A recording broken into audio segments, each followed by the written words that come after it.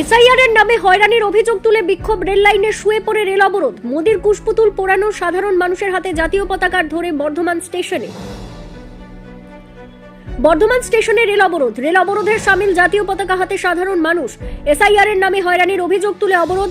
স্টেশনের বাইরে নরেন্দ্র মোদির কুশপুতুল দাহ। এবার এসআইআর এর নামে হয়রানির অভিযোগ তুলে জাতীয় পতাকা হাতে বর্ধমান স্টেশনে রেল অবরোধের সামিল হলো বেশ কিছু সাধারণ মানুষজন। শনিবার এদিন জাতীয় পতাকা হাতে তারা রেল লাইনের ওপর শুয়ে বিক্ষোভ দেখাতে থাকে। তাদের অভিযোগ, এসআইআর এর নামে তাদের হয়রানি করা হচ্ছে। বৈধ কাগজপত্র থাকা সত্ত্বেও শুনানিতে ডাকা হচ্ছে বলে অভিযোগ।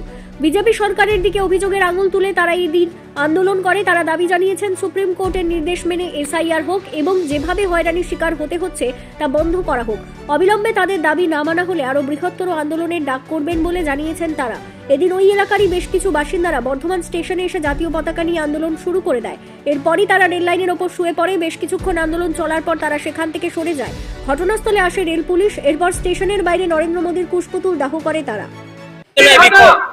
আমাদের এই এসআইআর নামে এত খারাপ অত্যাচার, নোংরা অত্যাচার, সেই জন্য আজকে আমাদের রেল অবরোধ করা হলো, যাতে এই দুর্নীতি, এই নোংরা অত্যাচার থেকে জনসাধারণের রেহাই পায়, তার জন্য এই অবরোধ।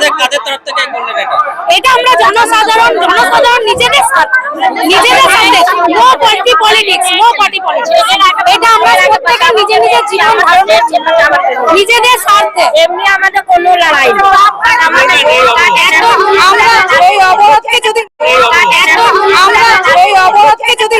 আমাদেরকে এখন আশ্বাস দিয়েছে, যদি এটা যদি না আটকানো যায় তাহলে কিন্তু আমরা পরবর্তীকালে এর থেকে বড় আন্দোলনে নামবো। আমরা এর থেকে বড় আন্দোলন আজকে প্রায় 15 মিনিট।